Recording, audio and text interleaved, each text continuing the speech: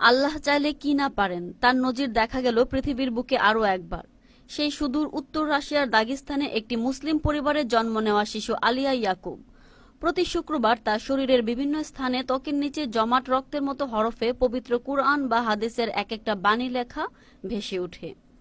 এর স্থির চিত্র বিভিন্ন মানুষ তুলে রাখেন। বাড়িতে একটি অ্যালবামের প্রদর্শনী খোলা হয়েছে।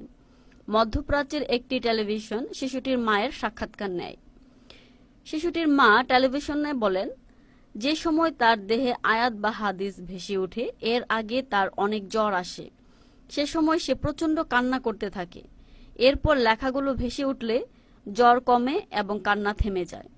দুধ পান করার সময়ও সে খুব শান্ত থাকে। ভিডিওটিতে শিশুটির নানা অঙ্গে আয়াত ও হাদিসের কিছু চিত্র দেখা যাবে। কিছু স্থির চিত্র প্রদর্শনের জন্য রাখা হয়েছে। বিশেষজ্ঞরা বলছেন, এটি